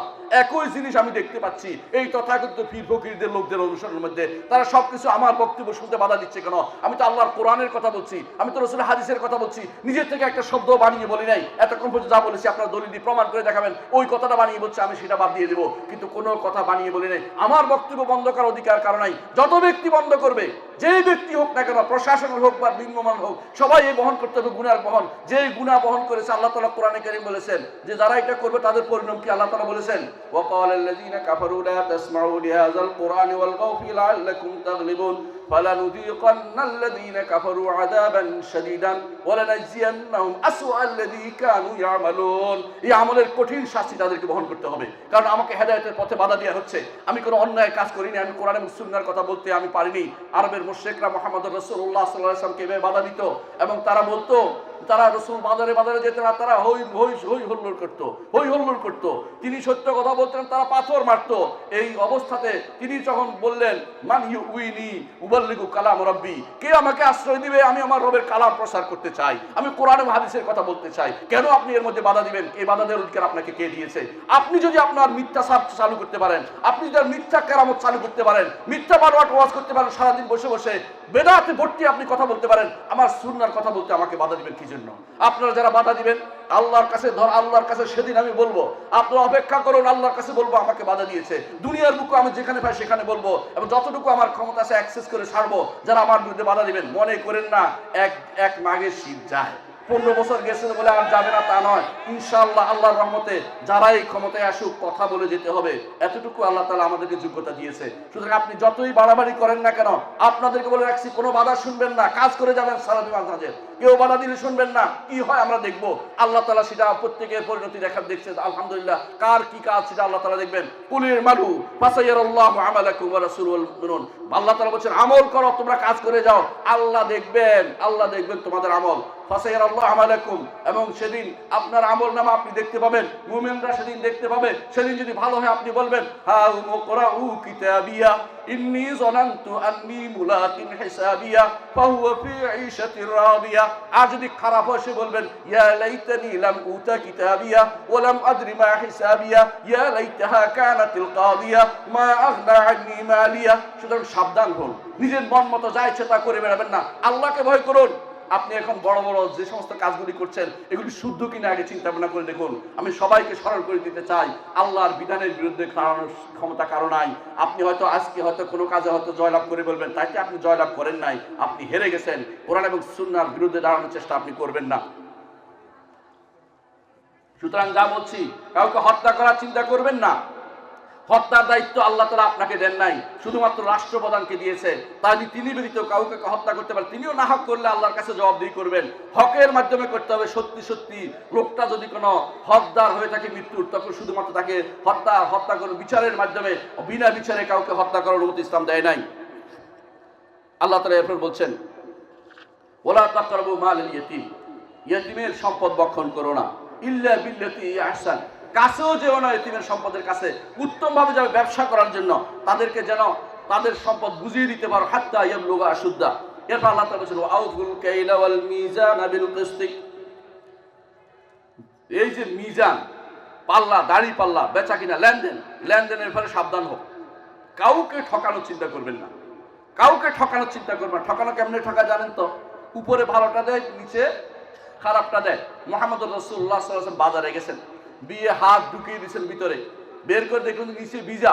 বলে মা হাযা ইয়া সাহিবাত তাআম, হে খাবার বিক্রেতা, এটা কি করেছ? বলে আসাবাতুস সামা ইয়া রাসূলুল্লাহ, ইয়া আল্লাহর রাসূল, আকাশের বৃষ্টি এটাতে পেয়েছে। হাল্লা জালতাউ ফা, উপরে রাখলে না কেন? মান গাশশানা ফালাইসা মিন্না, যে ব্যক্তি ধোঁকাবাজি করবে আমার উম্মতের অন্তর্ভুক্ত হতে পারবে না। ধোঁকাবাজ উম্মত থাকতে পারে না। কথা কি মুহাম্মদ রাসূলুল্লাহ সাল্লাল্লাহু আলাইহি ওয়াসাল্লাম তাদেরকে পছন্দ করেন নাই। বেচা কিনা সুন্দর ওজন দিবেন, সুন্দরভাবে তাদেরকে বুঝিয়ে দিবেন। যে ব্যক্তি আপনার কাজে সন্তুষ্ট হচ্ছে না, বলে তুমি বুঝে নাও, তুমি ওজন করে নাও, তাকে দিয়ে দেন, দায় মুক্ত নিয়ে যাক। আপনি নিজে যদি কোনো মনে করেন যে আপনি দিলে কম দিবেন না।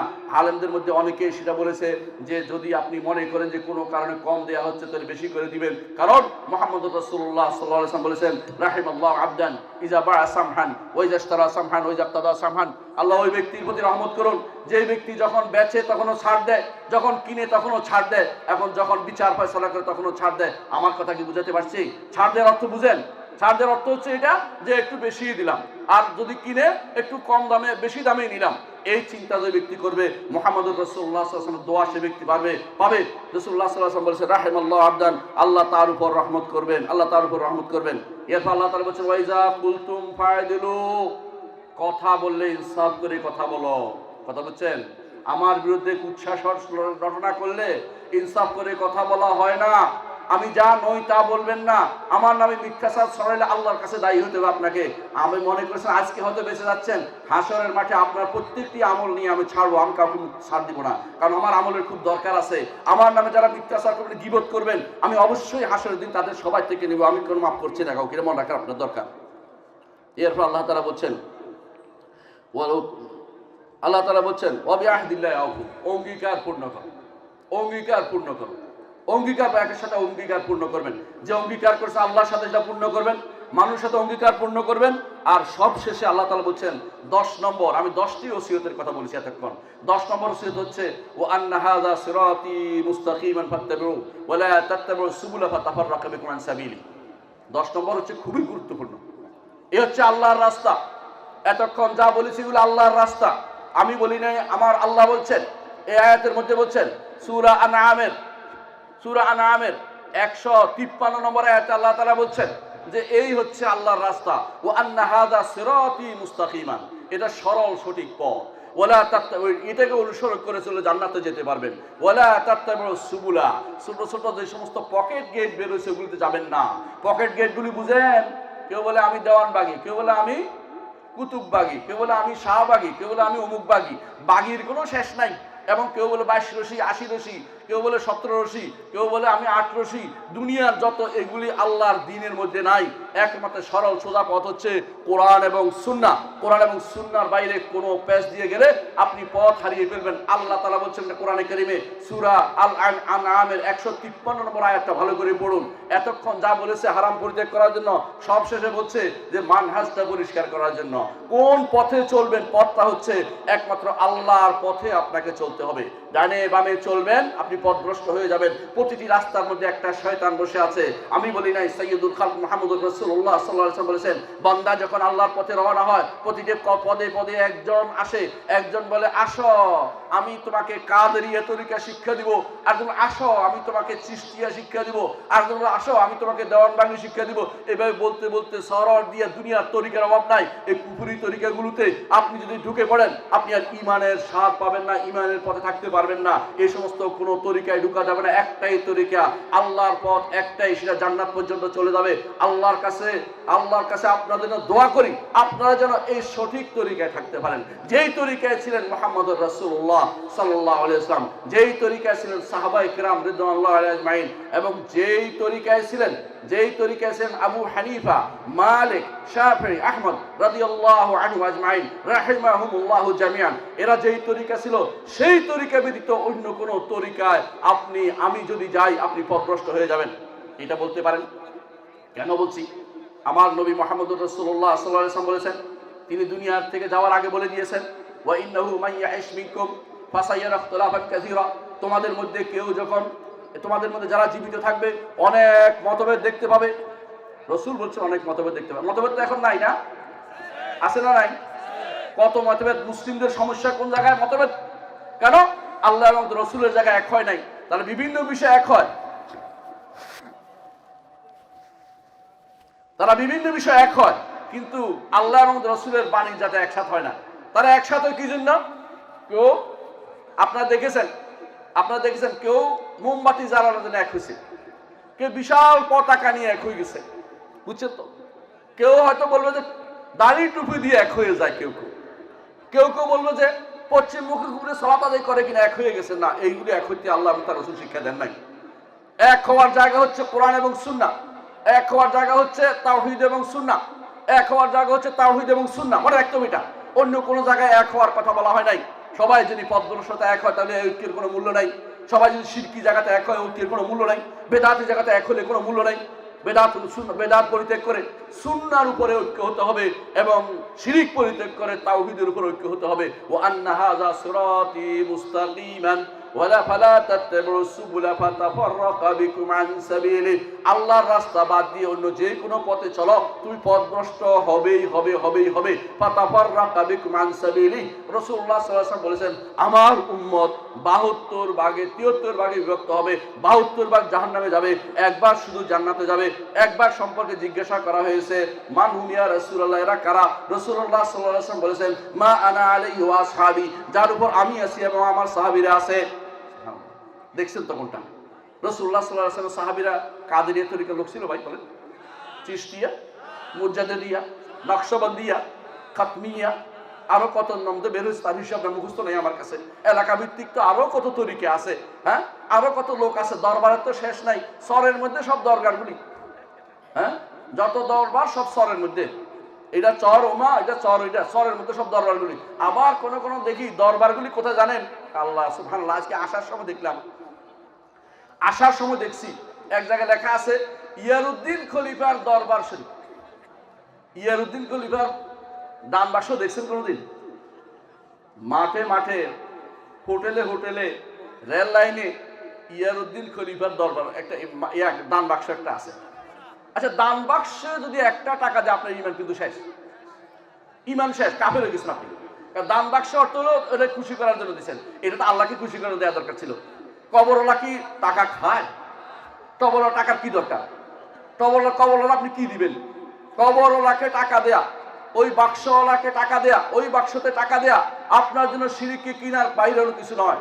যাদেরকে আল্লাহ তাআলা ক্ষমতা দিয়েছেন তাদেরকে অনুরোধ করব, মানুষদেরকে শিরক থেকে মুক্ত করুন। এই সমস্ত যারা দরবারের নামে বাক্স করেছে, দরবার খুলেছে, এদেরকে উৎখাত করুন।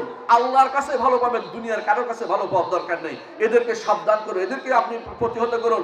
আমাদের প্রতিহত করতে হবে না। আমি কোরআন এবং সুন্নাহর কথা বলি, আমরা মানুষের কত ব্যক্তিগত জিনিস নিয়ে আলোচনা করি না। আমাদেরকে প্রতিহত করতে কবর মাজার পূজা বন্ধ করুন। আপনাদেরকে তো অনুরোধ থাকবে, পাগলার মসজিদে টাকা দেওয়া বন্ধ করার ব্যবস্থা করুন। পাগলার এখানে লক্ষ কোটি টাকা উঠে কেন? পাগলার কারণে, পাগলা শব্দ শুনে মানুষ পাগল হয়ে যায়। পাগলা কিছু করতে পারে কিনা? পারে? পাগলা কিছু করতে পারে না, তো টাকা কেন দেয়? মনে করে আমার মনোবাঞ্ছা পূর্ণ হবে, মানত করতেছে, সঙ্গে সঙ্গে মুশরিক হয়ে গেছে। লক্ষ লক্ষ কোটি মানুষের ঈমান শেষ হয়ে যাচ্ছে, আমাদের কোনো খবর নাই।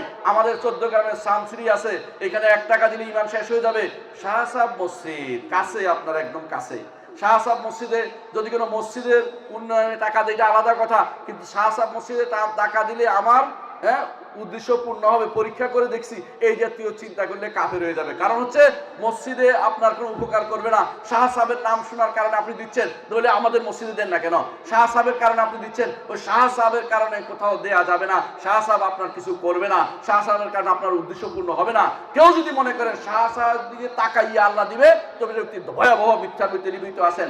এইটা শিরকি চিন্তা চেতনা ছাড়া কিছুই নয়। সুতরাং উম্মতের মধ্যে যদি একটি দল সত্যনিষ্ঠ থাকে, তা হচ্ছে যারা সালফে সালেহিনের অনুসারী, সালাফি মানহাজের অনুসারী, যারা কোরআন এবং সুন্নাহর অনুসারী, এবং যারা কোরআন এবং সুন্নাহর অনুসারী, যারা সাহাবায়ে কেরামের মত অনুসারী।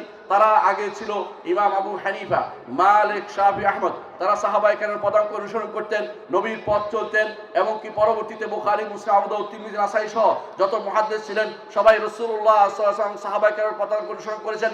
তারা এই জন্য মুহাদ্দিস, মুফাসসির, তারা সবাই ছিলেন সালাফি মানহাজের অনুসারী, কোনো সন্দেহ নাই। আপনি যদি দাবি করেন তার নকশবন্দি ছিল, তাহলে প্রমাণ করেন নকশবন্দি কোন দিন আসছে? এর আগে মানুষকে কে রক্ষা করেছে? আল্লাহ সব সময় রক্ষা করেন, কিয়ামতের দিনও আল্লাহ রক্ষা করবেন। এরপরেও আল্লাহ তাআলা জান্নাতে দিলে তিনি রক্ষা করবেন। দুনিয়ার কোনো ব্যক্তি কিছু আপনার করে দিতে পারবে না। এই ঈমান যদি আপনার থাকে, তাহলে আপনি আল্লাহর ওসিয়তকে গ্রহণ করতে পেরেছেন। কুল তাআলাউ আতমা হারামা রাব্বুকুম আলাইকুম আল্লা তুশরিকু বিহি শাইআন। আল্লাহর সাথে কাউকে শরীক করব না, এই সিদ্ধান্ত নিয়ে নেন। বলেন, আল্লাহর সাথে কাউকে শরীক করব না। যদি পুড়িয়েও দেয়, যদি মারেও ফেলে, এটা আমার কথা না, হাদিস। ওয়াইন কুতিল তাও হোর রেক্তা, কারোর সাথে শরীক করবেন না। যদি পুড়িয়েও ফেলে, মেরেও দেয়, আপনার কি যায় আসে না। কারণ আপনি মরে গেলে কার কাছে যাবেন? আল্লাহ। আর শিরিক করলে কার কাছে যাবেন? আল্লাহর কাছে যাবেন। আল্লাহর কাছে গিয়ে হিসাব কাকে দিবে? যদি আপনি আল্লাহর ঈমান নিয়ে যেতে পারেন, শিরিক মুক্ত জীবন নিয়ে যেতে পারেন, আপনি জান্নাতে যাবেন। আর যদি আল্লাহর কাছে যান কি নিয়ে? শিরিক নিয়ে। আল্লাহর কাছে যেতেই হবে, যেতে কি দিবেন? শিরিক নিয়ে গেছেন, আপনার স্থান হবে জাহান্নাম। আপনি কি করবেন আপনি সিদ্ধান্ত নেন। আমার বক্তব্য আমি পৌঁছে দিয়েছি। ওমা আলাইনা ইল্লাল বালাগুল মুবিন। আসসালামু আলাইকুম ওয়া রাহমাতুল্লাহি ওয়া বারাকাতুহু।